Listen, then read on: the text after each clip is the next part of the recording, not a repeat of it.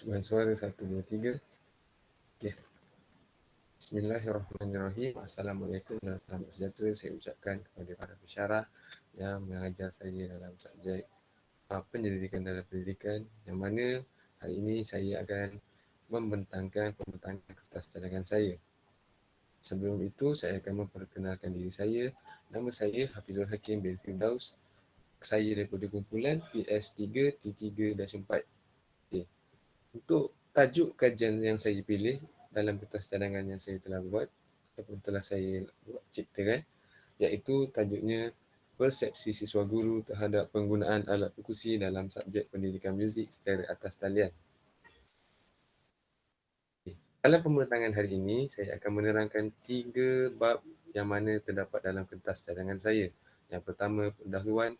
Seterusnya kedua, tinjauan literatur. Dan yang ketiga, metodologi kajian. Okay, kita akan terus pergi ke bab yang pertama, iaitu pendahuluan. Dari segi latar belakang kajian, pendidikan muzik lebih memerlukan banyak pengajaran secara amali, iaitu secara bersemuka, untuk murid lebih memahami pendidikan muzik dengan cara praktikal. Hal yang dinyatakan sejajar dengan matlamat pendidikan muzik yang ditetapkan oleh Kementerian Pendidikan Malaysia yang termaktub di dalam dokumen kurikulum dan pentaksiran berdasarkan kurikulum standard sekolah rendah, yang mana matlamat pendidikan muzik ini menyelesaikan di mana kurikulum pendidikan muzik sekolah rendah bermatlamat untuk melahirkan insan kreatif yang berpengetahuan serta dapat menghayati dan menikmati muzik secara intelektual menerusi aktiviti muzik. Perkara ini secara tidak langsung pembelajaran pendidikan muzik lebih diutamakan, iaitu dilakukan secara bersemuka dan melaksanakan aktiviti fizikal. Walau bagaimanapun, kedatangan pandemik membawa suatu perubahan yang besar dalam pengajaran dan pelajaran di sekolah, di mana murid di sekolah terpaksa belajar ini membawa satu perubahan di mana murid terpaksa mengubah cara mereka belajar, yang mana sebelum ini mereka sudah biasa belajar secara bersemuka dan terpaksa belajar secara maya ataupun secara atas talian, dan berkemungkinan mereka ada di antara mereka yang tidak dapat mengadaptasi perubahan yang berlaku. Begitu seterusnya, murid semestinya perlu memahami perkara asas dalam muzik, contohnya seperti notasi muzik, tempo, melodi, irama, rentak, yang mana perkara ini banyak memerlukan aktiviti untuk memastikan murid dapat memahami ilmu-ilmu muzik ini. Bagi pengajaran dari segi tempo, irama dan rentak, semestinya guru memulakan murid mereka menguasai ilmu tersebut dengan menggunakan alat muzik yang paling asas, iaitu alat perkusi. Oleh itu, kajian yang saya laksanakan ini adalah untuk mendapatkan persepsi siswa guru dalam penggunaan alat perkusi dalam aktiviti pembelajaran secara atas talian, di mana saya ingin membuat kajian di mana bagaimanakah persepsi siswa guru terhadap penggunaan bahan bantu belajar sepertinya contohnya seperti alat muzik perkusi ini diaplikasikan secara atas talian. Adakah ianya berkesan ataupun tidak? Okay. Seterusnya saya akan pergi kepada pernyataan masalah. Kelas secara atas talian semestinya memerlukan jaringan internet serta alat penghubung yang mana biasanya digelar gadget seperti komputer riba, telefon pintar, tablet dan sebagainya sebagai alat peranti untuk berkomunikasi dengan guru dan murid sekelas. Situasi menjadi rumit apabila suatu pembelajaran yang bercorakkan ambil ini memerlukan alat, terutamanya alat perkusi, sebagai bahan rangsangan untuk memastikan murid menguasai ilmu kemahiran muzik. Okay. Menurut Muhammad Fairuz ETL 2020, murid tidak dapat mengadaptasikan diri dengan keadaan terkini, yang mana secara atas talian malah lebih gemar kelas pembelajaran dilaksanakan secara bersemuka. Okay, dapatan ini ialah disasarkan kepada murid sekolah rendah, di mana mereka tidak didedahkan lagi dengan pembelajaran secara atas talian sebelum pandemik datang. Oleh itu, penggunaan alat perkusi secara atas talian menjadi persoalan. Adakah murid dapat menguasai kemahiran penggunaan alat perkusi secara menyeluruh berdasarkan strategi pengajaran yang diaplikasikan oleh guru secara atas talian? Saya pergi kepada tujuan kajian. Okay. Tujuan kajian yang saya tetapkan ataupun saya sasarkan iaitu kajian ini ditujukan, kajian ini mengkaji akan persepsi penggunaan alat perkusi secara PDPR di kalangan siswa guru pendidikan muzik bagi memastikan keberkesanan penggunaan alat perkusi secara atas talian. Tujuan saya buat kajian ni adalah untuk mendapatkan pendapat atau persepsi. Adakah penggunaan alat perkusi sebagai bahan bantu mengajar yang diaplikasikan dalam aktiviti pembelajaran di atas aktiviti pembelajaran muzik secara atas talian ini dapat memberikan kesan ataupun dapat memastikan murid dapat menguasainya secara menyeluruh. Pergi kepada seterusnya iaitu objektif kajian. Objektif kajian yang saya tulis iaitu yang pertama, mengetahui persepsi siswa guru terhadap alat perkusi yang diaplikasikan di dalam pembelajaran secara atas talian.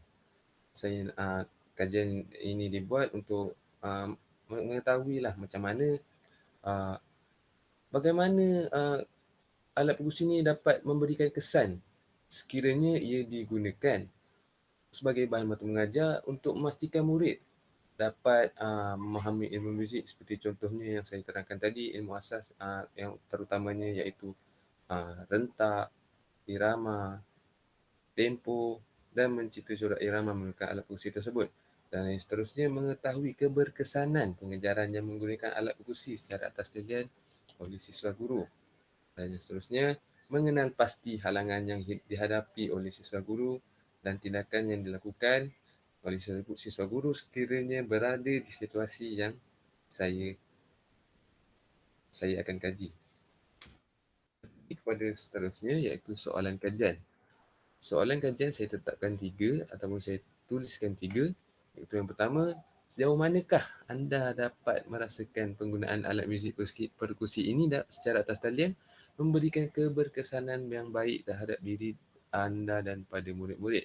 Dan yang soalan kedua, apakah halangan anda dalam mengaplikasikan alat perkusi dalam pembelajaran dan pengajaran dan pembelajaran secara atas talian?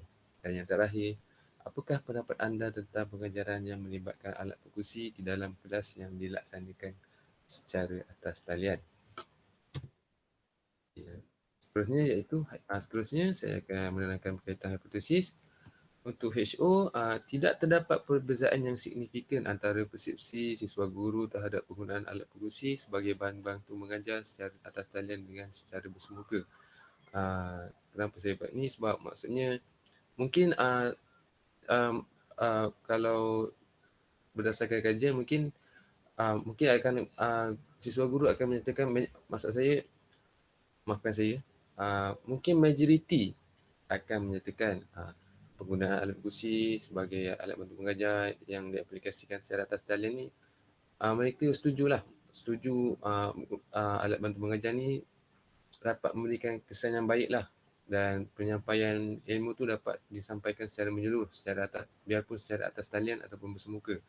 Dan hipotesis alternatif, terdapat perbezaan signifikan antara persepsi siswa guru terhadap penggunaan alat perkusi sebagai bahan bantu mengajar secara atas talian kepada murid dengan secara atas talian ataupun secara bersemuka.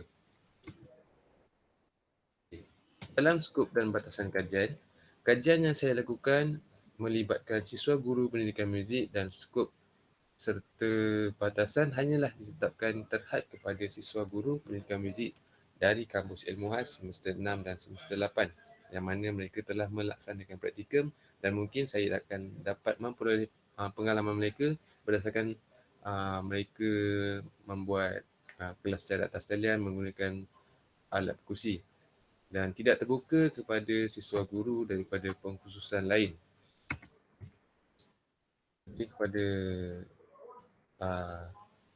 tajuk seterusnya, kepentingan kajian. Yang pertama, kepentingan kajian dapat memberikan guru lebih semangat melaksanakan aktiviti PDP subjek muzik biarpun secara atas talian, dan seterusnya dapat memastikan siswa guru menguasai kemahiran alat perkusi secara lebih mendalam, yang mana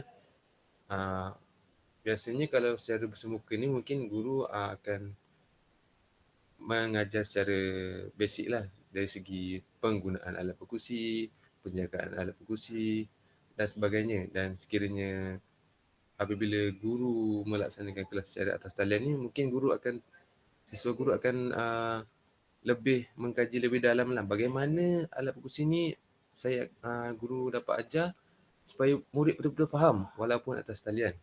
Dan yang seterusnya memberi kesedaran terhadap siswa guru dalam keberkesanan dalam penggunaan alat muzik perkusi dalam pendidikan muzik dari pelbagai topik walaupun dilaksanakan secara maya. Dan yang terakhir, meningkatkan kreativiti guru dalam membentuk aktiviti pembelajaran menggunakan pelbagai kaedah dan pendekatan. Seterusnya, definisi operasional alat perkusi. Alat perkusi ini merupakan alat muzik yang dibunyikan secara pemukulan, iaitu pukul ataupun geseran dengan alat pemalu yang telah dicipta sesuai dengan alat perkusi yang digunakan. Dan alat perkusi terbagi kepada dua jenis, iaitu alat perkusi berpitch dan tidak berpitch. Contoh alat perkusi yang saya dapat terangkan, yang pertama biasanya di sekolah kita dapat lihat penggunaan alat perkusi iaitu sepertinya castanet, maracas, shaker dan tamborin. Dan untuk alat yang saya terangkan tadi, ia merupakan alat yang tidak berpitch, di mana pitch ini merupakan suara di mana tinggi atau rendah. Jadi untuk alat muzik perkusi berpitch iaitu seperti glockenspiel, yang mana ia terdapat not-not yang diciptakan dalamnya, contohnya not A, not B, C, D dan sebagainya. Seterusnya persepsi. Persepsi merupakan gambaran ataupun bayangan dalam hati dan fikiran. Dari segi kata ialah tanggapan terhadap sesuatu perkara yang berlaku di persekitaran maupun individu ataupun secara masyarakat ataupun secara menyeluruhlah. Dan yang terakhir, PDPR.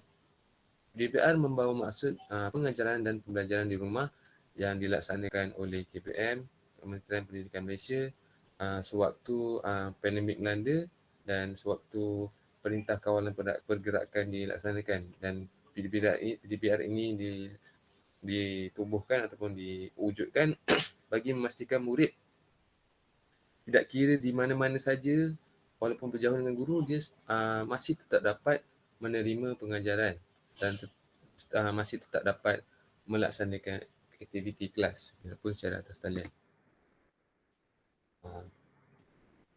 Pergi kepada bab yang kedua, iaitu tinjauan literatur. Untuk teori dan model kajian, saya memberi teori pembelajaran Off. Off pernah berkata, experience first, then intellectualize, yang bermaksud kanak-kanak harus dibenarkan untuk mengalami dunia musikal sebelum mereka diajarkan tentang elemen-elemen musikal dalam bentuk notasi. Yang mana teori pembelajaran Off yang dicipta oleh Karl Off ini memberi pendapat bahawa kanak-kanak lebih, maksudnya Karl Off ni lebih mengutamakan kanak-kanak memperoleh ilmu daripada pengalaman mereka sendiri. Contohnya seperti meneroka, mendengar bunyi persekitaran mereka. Contohnya sekiranya kanak-kanak memukul sesuatu benda, okey. Sekiranya contohnya mereka pukul botol dan bunyinya sedemikian, pukul tin bunyinya sedemikian. Dan akhirnya dengan pengalaman yang diterima, ia dapat belajar dan berfikir tentang elemen-elemen musikal yang terdapat dalam pendidikan muzik. Okay. Dalam pendekatan Off dibagikan kepada 4 komponen utama, iaitu yang pertama penerokaan, di mana murid akan meneroka sebelum mereka belajar. Maksudnya kat sini, mereka tidak belajar teori dahulu. Sebaliknya mereka menerima pembelajaran dari segi pengalaman mereka dengan meneroka. Bagi contohnya,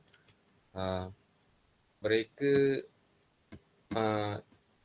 contohnya dalam kelas lah, kalau guru suruh guru meminta murid menghasilkan bunyi berdasarkan bahan-bahan yang ada di persekitaran mereka. Contohnya guru minta murid bunyikan kertas. Okey, kertas bunyinya macam ni.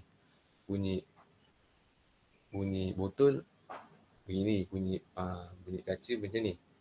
Okey, dan seterusnya apabila murid dah meneroka, murid akan pergi kepada komponen yang seterusnya, iaitu imitasi. Murid akan meniru bunyi yang dipelajari, dan seterusnya murid akan mengimprovisasi. iaitu murid akan mengimprovise, yang mana contohnya kalau bunyi botol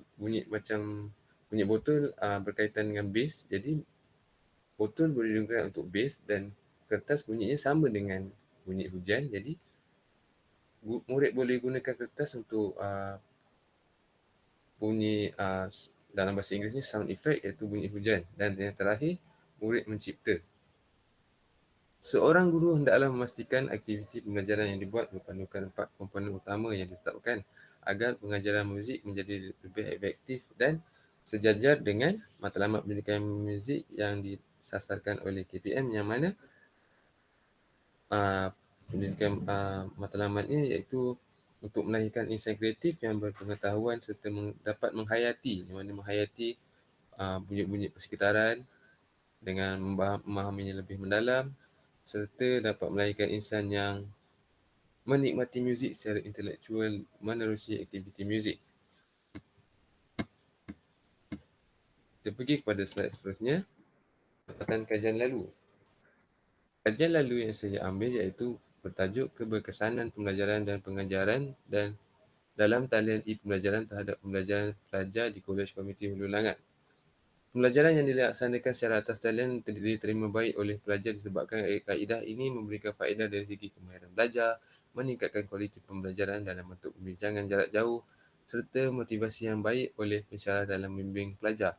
Sewaktu pembelajaran diadakan secara perbincangan secara atas talian, kebanyakan pelajar hanya terlibat secara pasif dan segelintir di antara mereka hanya mengemukakan soalan, dan pembelajaran yang melibatkan secara pinjangan elektronik perlu dirancang secara baik, fokus dan berpanduan sepanjang pembelajaran agar terlahirnya pengalaman pembelajaran yang berkesan.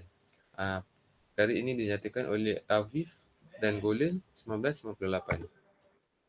Pergi kepada tajuk seterusnya iaitu kerangka konseptual, yang mana saya ciptakan tajuk kajian saya, persepsi siswa guru terhadap penggunaan alat pengusi dalam pendidikan muzik secara atas talian, dan ianya diambil dari segi aspek keberkesanan penggunaan alat pengusi serta kemahiran guru dalam mengaplikasikan alat pengusi dan halangan yang dihadapi. Okay.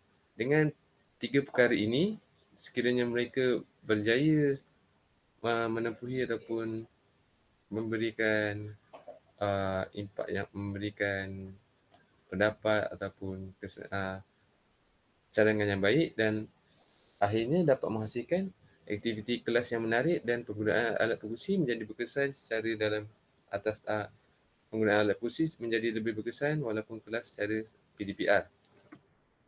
Kepada tajuk yang ketiga iaitu metodologi kajian. Saya pergi kepada reka bentuk kajian. Kajian yang dibuat adalah berbentuk kuantitatif dengan kaedah tinjauan, yang mana kaedah ini boleh diukur menggunakan hasil dapatan data daripada soal sidik yang dibuat terhadap sampel yang dipilih. Dan ini persampulan. Okay. Persampulan bertujuan dipilih bagi mengumpul maklumat daripada sampel khusus dan spesifik agar bertepatan dengan objektif kajian. Jumlah sampel yang saya tetapkan iaitu seramai 55 orang dan 48 orang akan dipilih berdasarkan jadual Krejci and Morgan Table. Bagi instrumen kajian ini akan menggunakan borang soal sidik secara atas talian menggunakan aplikasi Google Form, di mana soalan-soalan yang akan ditanyakan kepada siswa guru atau responden akan diisi ke dalam Google Form tersebut. Borang soal sidik dalam bentuk Google Form ini sesuai digunakan untuk kajian ini kerana dapat memudahkan responden mengisi jawapan pada skala Likert 5 mata, bermula dari skala 1 sangat tidak bersetuju sehinggalah skala 5 iaitu sangat setuju. Dan borang soal sidik ini mempunyai 3 bahagian iaitu bahagian A, B dan C. Kesahan. Kesahan boleh dimaksudkan sebagai ketepatan, bermakna kebenaran dan kebolehgunaan instrumen yang menyebabkan data boleh diinferenkan dalam satu kajian. Okay. Instrumen dan kandungan yang saya bina akan saya serahkan kepada pensyarah IPG Kampus Ilmu Khas yang lebih pakar bagi memurnikan isi kandungan item supaya matlamat kajian berjaya dicapai. Seterusnya, kepercayaan. Maafkan saya, kebolehpercayaan. Kebolehpercayaan ialah kestabilan suatu alat ukur dan ukuran ataupun ukuran yang digunakan dalam kajian bagi memastikan data yang diperoleh daripada instrumen yang digunakan dapat dipercayai, diyakini dan sesuai dengan tujuan kajian. Menurut Jasmine 2012, contoh ujian kebolehpercayaan adalah menggunakan nilai Cronbach alpha di mana nilai kebolehpercayaan suatu ukuran adalah bergantung kepada pekali kepercayaan. Nilai Cronbach alpha akan digunakan bagi mengukur kebolehpercayaan atau konsistensi dalaman terhadap soal sidik yang dibuat. Seterusnya, kajian rintis. Kajian rintis ini amat penting dilakukan supaya dapat mengenal pasti sama ada instrumen yang dicipta sesuai digunakan dengan responden atau tidak untuk memastikan data yang diperoleh ketika proses pengumpulan data daripada responden adalah tepat, dipercayai dan sesuai dengan kajian yang dijalankan menurut Jasmine 2012. Kajian rintis yang dilakukan akan melibatkan selama 30 orang responden kerana menurut Ghazali dan Sufyan 2018, kiraan statistik hanya dapat dilakukan sekiranya sampel melebihi atau sama dengan 30. Kajian rintis yang akan dilakukan secara atas talian ini kajian rintis akan dilakukan secara atas talian dan responden akan mengisi borang soal sidik atau Google Form pada hari yang sama.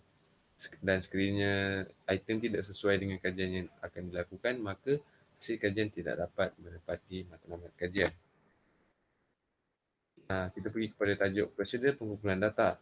Data akan dikumpulkan melalui Google Form yang mana akan diisi oleh siswa guru pada tarikh yang akan ditetapkan. Yang mana Google Form tersebut akan dikongsikan kepada siswa guru atau responden yang terlibat di mana satu kumpulan akan ditubuhkan menggunakan aplikasi WhatsApp bagi memastikan responden ataupun siswa guru dapat menerima pautan untuk mengisi borang soal sidik secara atas talian supaya tiada ada responden yang tercicir dan terlupa untuk menjawab soal sidik tersebut.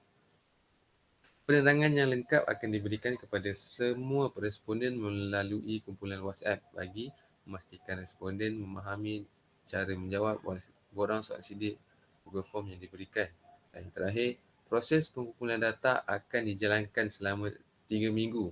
Masa yang diambil 3 minggu bagi memastikan data yang cukup dapat diperoleh sebelum memulakan penganalisisan data. Seterusnya, yang terakhir iaitu prosedur penganalisisan data. Setelah semua responden yang disasarkan telah menjawab borang soal sidik yang disediakan, data yang diperoleh akan disusunkan dan dikumpulkan mengikut kategori dan nilai skala Likert menggunakan perisian Microsoft Excel. Dan seterusnya, perisian Statistical Package for Social Science (SPSS) juga akan digunakan bagi menganalisis data secara sistematik melalui analisis statistik deskriptif bagi mendapatkan nilai min. Sekian saja daripada saya. Saya harap pemutangan saya dapat difahami dan dapat dipertimbangkanlah markahnya oleh pensyarah. Sekian saja. Terima kasih.